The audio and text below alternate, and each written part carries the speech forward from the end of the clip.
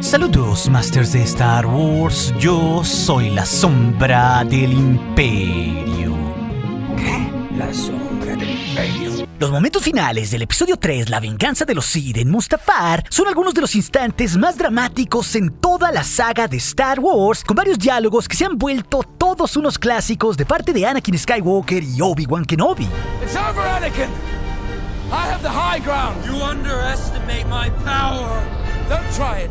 Pero también, además de ofrecernos esas icónicas estampas, ese momento es cuando podemos ver cómo se separan por completo los caminos de Obi-Wan Kenobi y Anakin Skywalker, convertido ahí enteramente en Darth Vader, al quedar completamente desmembrado en los ríos de lava. Y si vemos lo que sucede ahí, Obi-Wan se da cuenta que Vader ha dejado de ser una amenaza precisamente al tenerlo totalmente incapacitado. Y por si fuera poco, entre los reclamos que se hace uno al otro, Kenobi también puede experimentar cómo Anakin se enciende frente de sí por los intensos torrentes de lava para acabar calcinado, algo que era un trágico espectáculo que para nada quería terminar de ver. No obstante, muchos aún se han llegado a preguntar por qué en ese momento exacto Kenobi no decidió rematar de una vez por todas con Anakin, acabando también con todo su dolor.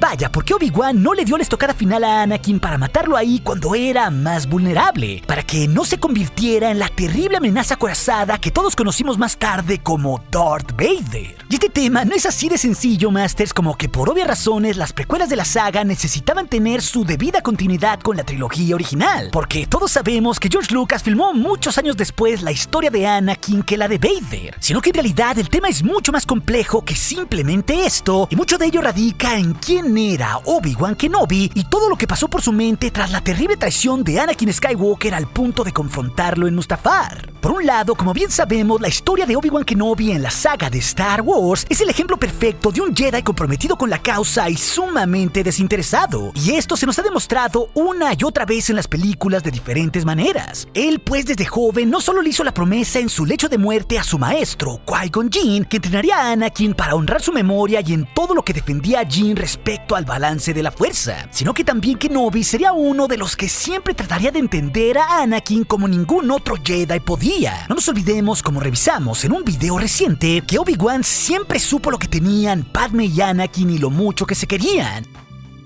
Y él abiertamente decidió hacerse de la vista gorda porque sabía cuánto bien le hacía aquello a su ex Padawan. Nadie pues lo conocía tan bien como él. Y el elemento de la compasión o el compromiso Jedi hacia con los demás no solo está presente hacia con su maestro o su ex pupilo durante las precuelas, sino también justo en la trilogía original. Ya que Obi-Wan Kenobi, primero que nadie en la historia de la saga, es el que entrega su propia vida con tal de proteger que los hijos de Anakin Skywalker pudieran escapar de la Estrella de la Muerte y del propio Darth Vader. Y con ello, claro, en un gran acto de sacrificio Jedi, se deja vencer ante su ex pupilo, convirtiéndose así en un ser mucho más poderoso de lo que cualquier Sith pudiera llegar a comprender. Vaya, Kenobi hizo un doble sacrificio, inclusive hasta con su propia vida. No nos olvidemos que lo dejó todo y pasó 19 años cuidando justamente al hijo de Anakin hasta que Luke estuviera listo para convertirse en un Jedi.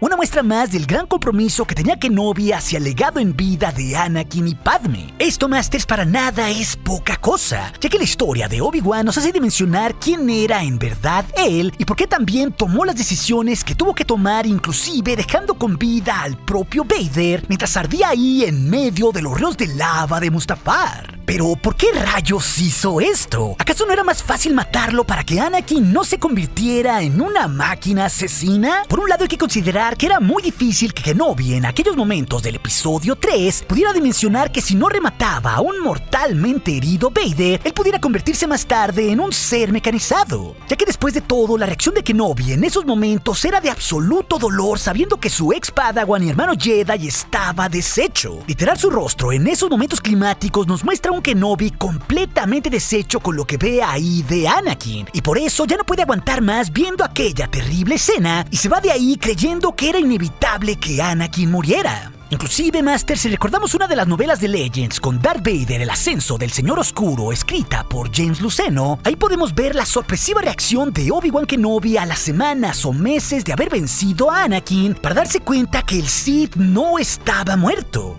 Ya que el Jedi se sorprende bastante en una cantina en Tatooine al ver desde la holoné de lo que se había convertido ahora Vader como un ser oscuro y acorazado. Lo cual de nuevo, este elemento nos prueba que efectivamente Kenobi creyó que por todo el daño que había recibido previamente Vader, él había muerto en aquel trágico día en Mustafar. Pero claro, él estaba equivocado. Y esto al menos es así en Legends, Masters, porque aún en el canon actual hasta este punto del 2020, no hemos sabido cómo Kenobi se enteró de que Vader estuviera vivo. Es más, como nos muestra el libro de cómo se hizo La venganza de los Sith, escrito por J.W. Rinsler, uno de los borradores previos del guión de George Lucas del episodio 3 para los diálogos de Kenobi y Skywalker, nos mostraba un momento que fue eliminado donde Anakin le pedía a su maestro que lo ayudara mientras se quemaba. Pero claro, Obi-Wan le contestaba que no lo iba a ayudar precisamente por eso en lo que se había convertido. En este sentido, Kenobi no lo ayuda porque sabía que ya no había vuelta atrás en el corazón de Anakin.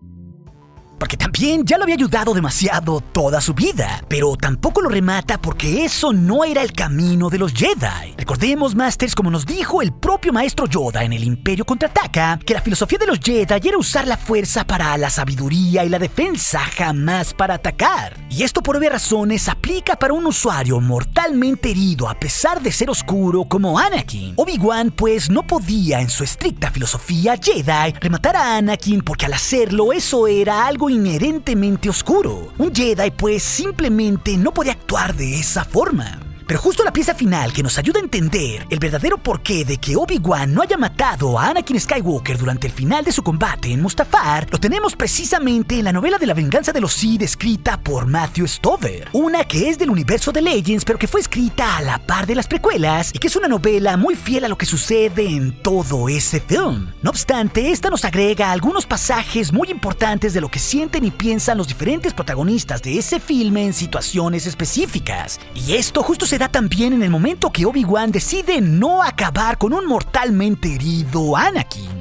Y esto, Masters, a diferencia de la película, se da un momento donde Kenobi puede sentir que la nave del emperador Palpatine se aproximaba a Mustafar, dándose cuenta que también el maestro Yoda había perdido en su combate en Coruscant, aún claro no sabiendo si Yoda había muerto o no. Sin embargo, la decisión de Kenobi al tener rendido ahí a Skywalker se explica de una interesante manera en el fragmento siguiente del libro, el cual justo nos dice lo siguiente al momento que Kenobi siente la nave de Palpatine. Un fogonazo de metal cruzó el cielo y Obi-Wan sintió la oscuridad que se cerraba alrededor de los dos. Conocía esa nave, la lanzadera del canciller. Supuso que ahora sería la lanzadera del emperador. Yoda había fallado, igual había muerto. Igual había dejado solo a Obi-Wan, el último Jedi. Bajo sus pies, Darth Vader estalló en llamas. Gritó. Obi-Wan bajó la mirada. Matarlo sería un gesto de misericordia. No se sentía misericordioso, se sentía calmado y despejado.